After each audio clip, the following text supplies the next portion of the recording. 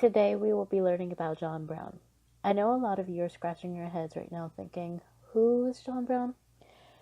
That's because we never learned about him in our history books. John Brown was an abolitionist who dedicated his life to end slavery. His radical approaches brought him both allies and enemies. John Brown was born May 9th, 1800 in Connecticut. He was born into a deeply religious family who opposed slavery. His father instilled a deep hatred of slavery and even encouraged his son to view the Bible as the truth. He argued that God opposed slavery as well. In 1837, John Brown attended an abolition meeting in Cleveland. While he was there, one of his idols, Elijah Lovejoy, was killed by a pro-slavery mob. After that day, he publicly announced his dedication to destroying the institution of slavery.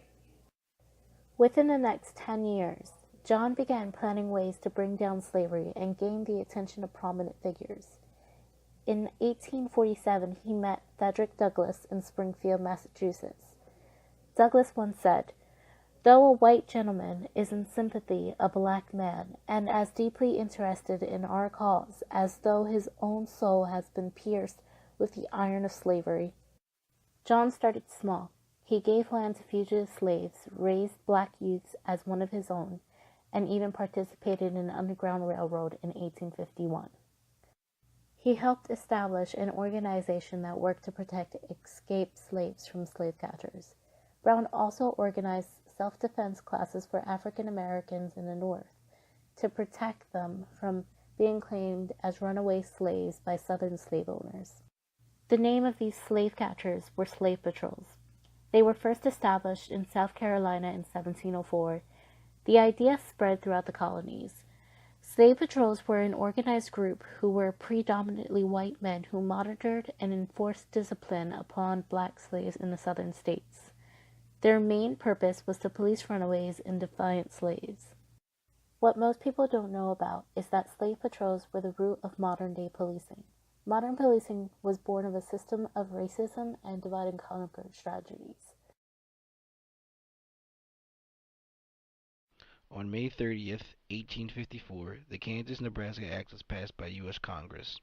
The initial purpose of this act was to open up thousands of new farms and to make a feasible Midwestern transcontinental railroad. In addition to creating the U.S. territories of Kansas and Nebraska, this act allowed each territory to decide, under the concept of popular sovereignty, whether they wanted slavery or not. An internal civil war between the pro-slavery and anti-slavery groups began in Kansas, lasting for 7 years, resulting in the territory earning the nickname of Bleeding Kansas as the death toll rose rapidly. Eventually, the anti-slavery settlers outnumbered pro-slavery settlers, and on January 29, 1861, just before the start of the Civil War, Kansas was admitted into the Union as a free state. On May 21, 1856, a group of ruffians from Missouri crossed over into Kansas and attacked the anti-slavery town of Lawrence, pillaging and burning everything in sight. Charles Sumner, the U.S. Senator from Massachusetts, was severely beaten with a cane on the Senate floor by Preston Brooks of South Carolina because of verbal attacks made on another South Carolinian. Brown jumped on Kansas's vulnerable state and 3 days later led a retaliatory raid on a pro-slavery settlement at Pottawatomie Creek. He was dissatisfied with the pacifism of the organized abolition movement. "These men are all talk. What we need is action. Action," he said. During this retaliatory raid, Brown dragged out and brutally killed 5 supporters of the pro-slavery movement. After this, Brown gained national attention and was seen as a criminal in Kansas and Missouri, with a reward out for his capture, and gained the nickname Old Osawatomie Brown. John Brown considered himself a righteous man, but he was nothing but a murderous thug. What gave him and his despicable accomplices the right to butcher honest and innocent men? He and the other so-called abolitionists are nothing but a bunch of violent psychopaths. They need to be brought to justice before they destroy the perfect balance that our forefathers worked so hard to create. Innocent men. Brown killed 3 professional slave hunters and a very militant pro-slavery figure. It was only in response to the raid of pro-slavery mob that he did so. He only killed men and spared women and children.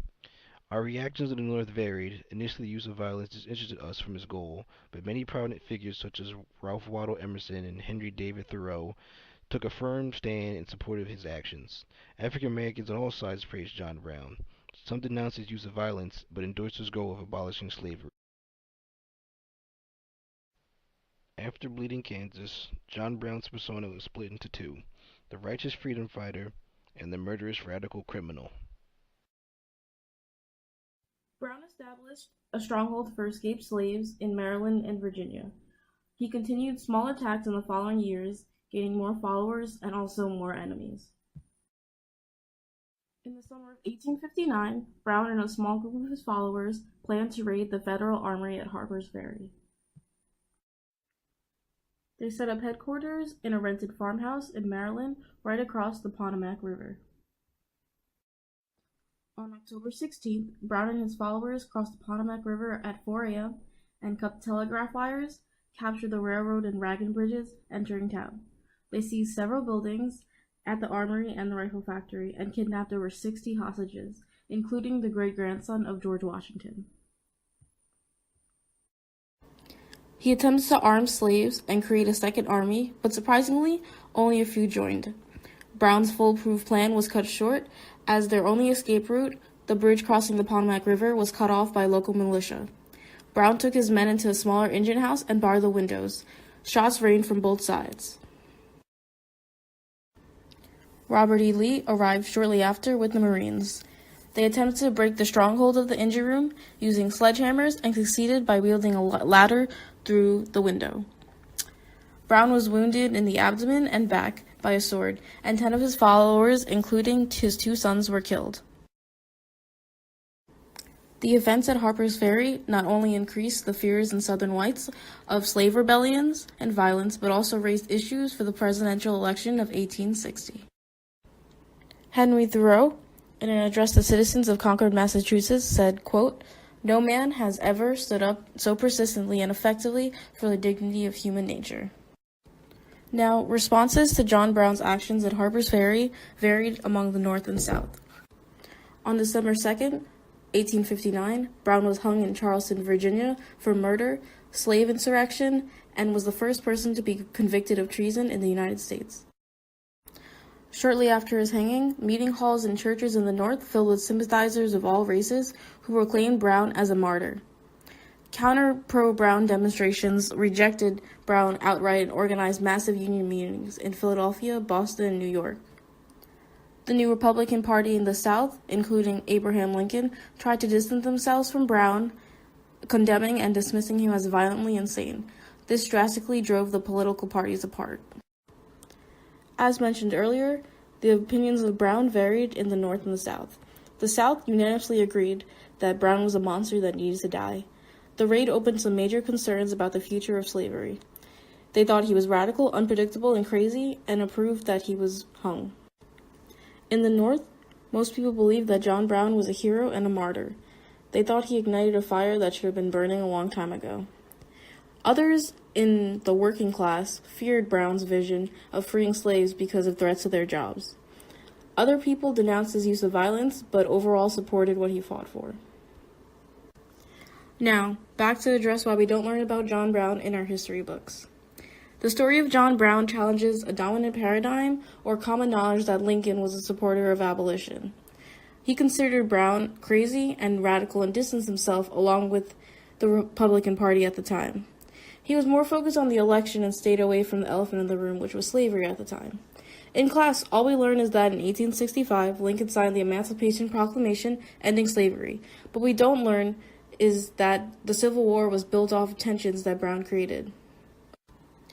We don't learn about Brown because his successful but violent tendencies are not something that schools want to encourage. Just as little is known about Malcolm X, a radical civil rights activist who also encouraged blacks to take a stand even if sometimes it was not peaceful. We only learn about the peaceful figures like Gandhi and a filtered version of Martin Luther King Jr. to instill in us that the only way to bring about change is with peace. But it's clear to see that with John Brown's actions, sometimes in order to bring about change, you need to get your hands a little dirty.